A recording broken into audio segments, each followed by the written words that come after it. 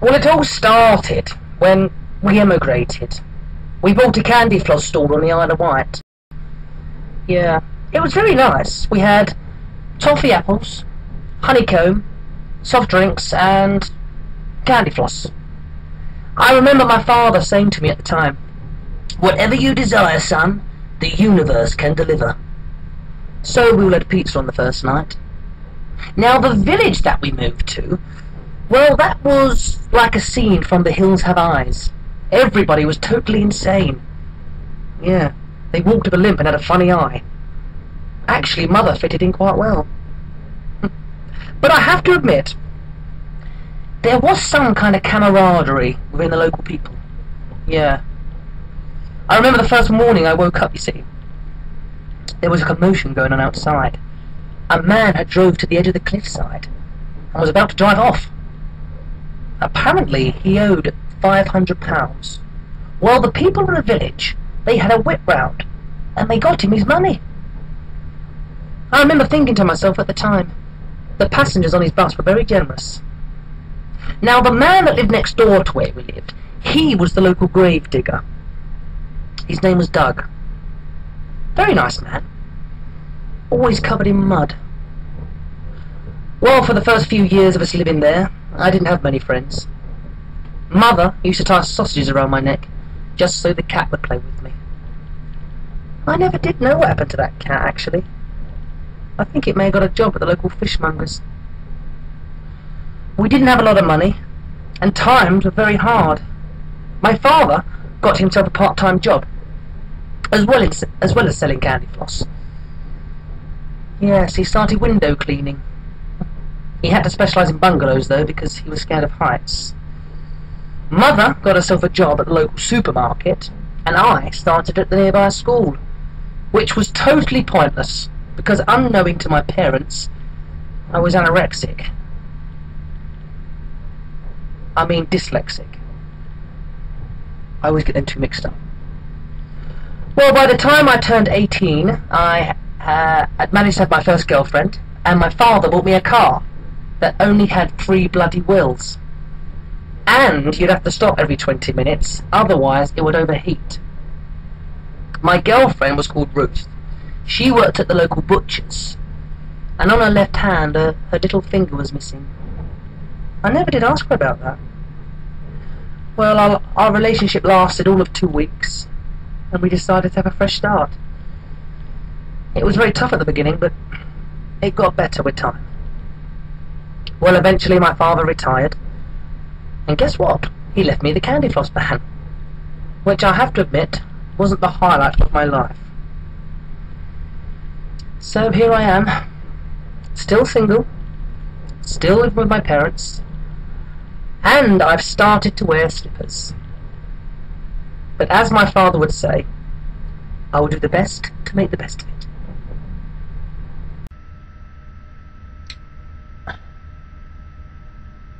I always knew that I was different. I don't know how I knew, I just did. I just felt like I wasn't like the rest of the kids at school, you know. I could never put my finger on it though. I could never say exactly what was different about me than the rest. I just was different. I just couldn't fit in with anybody. I was very distant. So when I was at school, the children, they picked up on this, and they made my life a living hell. They bullied me. They made me feel like dirt on their shoe.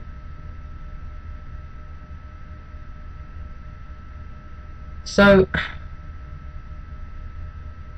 I had a very hard time at school, and I told my parents, but they didn't care. Well, of course they cared. They just didn't understand. They just didn't understand me. Nobody did. So when I left school, I had no one. I had no friends. I distanced myself from my family. I couldn't be around them because I felt so secluded. I just ran away from people. But obviously I needed to work. I needed to get a job, and I found a job that that I didn't really like. It wasn't a job that I thought I'd see myself doing when I left school. Believe me, it wasn't. But when I got the job, well, it wasn't too bad. When I started it, you know, the people seemed very friendly and they made me feel welcome. And then a few weeks went past, and then things changed. Yes, they changed very, very much, very dramatically. And that's when they knew that I was different.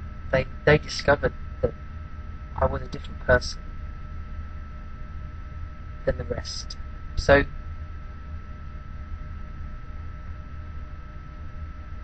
they started calling me names, like at school. In fact, it all seems like it was all at once.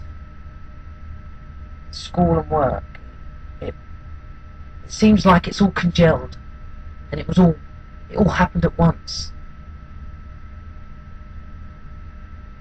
So they bullied me. They bullied me at work. They used to call me names. Do nasty things, you know, to me. And, well, there's only so much you can take, isn't there, you know? You know, when you get to that point where you feel like you just want to break out and... Well, that's what happened. I did. I got to that point. And... I stabbed somebody. Right here. And they died. They died right in front of me.